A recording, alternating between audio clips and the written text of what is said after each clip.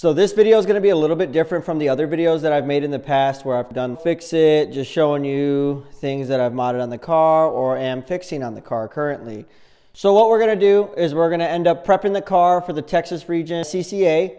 We're going to actually get this thing racing on the track and doing some time trials. Now I know this is more of a vloggy style video, so bear with me. This is the first time I'm doing one of these. Is go over the build a little bit with you of what I have done so far to the car so you guys can see where I'm at and then the direction we are trying to go. So here's the car as it stands. It's pretty good. I've had it in SCCA in the Chicagoland area, but we're definitely want to step up our game here while I'm down here in Texas. Start fresh, start new, and hopefully start a name for myself. Start with everything as far as I've done exterior wise, and then we're gonna go ahead and get into the performance mods. If some of you guys have known me for a long time, you would know that this car was originally a very bright red and color faded and sun faded and stuff like that. But you can see here that we got a nice new fresh paint job. But painting is a lot of hard work, just so you do some research before you get into it.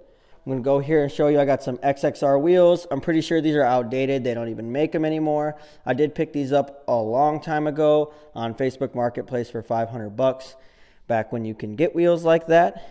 And these are going to get refreshed, redone. Well, honestly, it's probably just going to get a whole new set of wheels, and these are going to be track wheels or vice versa. Moving on to everything else, we can go with, I guess, a body kit, if you want to call it that. I got the Duraflex side skirts, which they fit up pretty well right out of the box. I actually didn't have issues with these on either side. I didn't really have any fitment issues, which I've heard some horror stories about Duraflex, but I picked these up pretty cheap, so that was great. And then I picked up the rear valances. Everything's color matched, so it's hard to see, but the rear valances help even out the ground effects as we make our way to the back. Also, this is my 2022 Tacoma. Building that as well. I just got a winch for it, but that's going to be in another video. All right, so I got the spider tail lights, which I think look great. They're the LED ones. If you're wondering if they are worth it, I made a video about those, but yes, I would say they are worth it. Then we make our way to the front. Obviously, you can notice this is not a stock OEM hood. This is a fiberglass hood that already has the vents in it. It is all painted red. I actually just went ahead and wrapped the vents black, just because I thought it gives it a nice little offset to the rest of the colorway of the car. I'm going to bring it down here to the front bumper. You can see I have a front lip, just a modest front lip that comes all the way around the bottom of the car. I know some of you 240 guys are probably wondering, how did I get a front lip that looks so nice, that fits on the front of the car, that's subtle, doesn't stick out like a big giant chin like the Greddy one. I did have a video on how I actually made this lip, so if you want to see another video, this is actually a 5-year-old lip. So it works well, and I've had no issues with it. I have the headlights that are done. I replaced those old, crappy, foggy lenses for the clear plastic lenses, which I think look great. I also did put an accessory daytime running light in here, so obviously at night or during the day, you'd see like the LED strip to bring the front end to a more modern era. Because if you go back and you look at some of my older videos of the 240, you will see that I've been trying to modernize it and do little visually aesthetic things to bring the car a little more up to date. Now, my apologies if it is hard to see, but I do got a black leather bucket seat here. We also got a Morty in a 240. If you don't get that joke, that's okay. I'm running, this is more into the performance side. I got to mount that better, I know, before you guys flame me in the comments. But this is the Mega Squirt ECU. My dash, I got the dash cover because Texas sun is pretty harsh out here, so don't want to get that cracked dash look. And then I have the Prisma bucket seat, which I'll get on the other side so you can see better. And here's that Prisma bucket seat with the glitter back. That's kind of cool. Yes, my steering wheel does have abs, works out daily. Got my pod cluster there. All right, I do need to get a new radio. That's out of date, but it works. If you guys do notice, this is 3D printed. I am going to make another one just because this was a R&D one. So that one's temporary for now. The original one broke. As for my steering wheel, you can tell that I have stitched a steering wheel cover on it, because it was getting really bad up here to the point where it was almost to the metal. So I had to do something to at least make it look better and quit getting all the rubber felt on me. On to some of the performance stuff now. So I do just have stock sized brakes, but I do got the EBC yellow stuff pads. The yellow stuff was good for track and street use, so I do both with this thing. I do take it to car shows.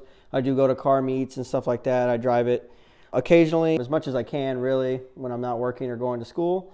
But I can't have full race car yet because I don't have full race car everything. Also got a Black Rifle sticker that adds 10 horsepower. That's solid there. Also got a high flow 3-inch exhaust that goes all the way back. Sounds pretty good. It's got a deep rumble when it's not nighttime outside. It's pretty late right now, so maybe in the morning or I'll start it up for you guys and you guys can hear how it sounds and all that stuff. Do a whole new. All right, got some chairs for when I pop up to the car show. Excuse it, it's a mess. I have not really gotten to the back of here yet. Relocated the battery to the back. I actually have a new tray because that is not going to pass standards for SCCA. That was just something I had temporarily in place, makeshift stuff. It was good at one point. Over the years, I've had this car for quite some time. It has just fallen apart. So I have a new one. That's going to get installed. That'll be in a video. You guys will see that soon. Next up, I have the short throw shifter. And now what everybody's probably been waiting for, what's under the hood. Excuse it, it is a little dirty. I haven't gotten a chance to fully deep clean everything, but this is where all the goods are. The Garrett Turbo polished valve cover, which I think looks really nice once I get it all cleaned up. I have the strut bar, rocking some ISR fully adjustable coilovers all the way around, so that's good. I got the Mishimoto intercooler with the high flow fan to get rid of that clutch belt. Man, it creates so much room in here for activities. I do gotta slowly start to replace more parts that I had when I was on a really slim budget, had to just make things work. So you guys will get to see that come to fruition, and some of those things I'm going back and fixing, the catch can, this throttle body piece. Nothing leaks right now or anything like that, which is great, but I would just like to clean this up and make this look good. And anytime you see the Phantom Motorsports logo, ghost, or anything like that, such as the banner, just know that's my stuff. I will be creating a website soon so you guys can get t-shirts, stickers, and all that stuff.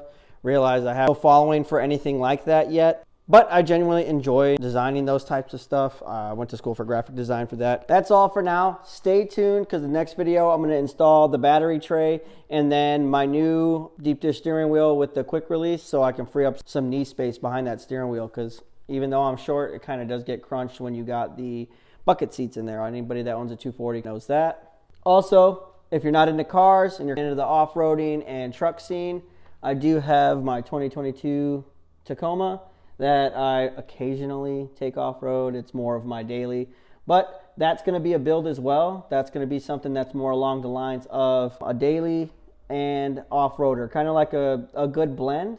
So you're not compromising too much on each end, enough for you to still go somewhere, have a great time, and not have to worry about anything. Being able to drive it home, still reliable, nothing too crazy over the top, not killing the gas mileage. That's an even crazier part.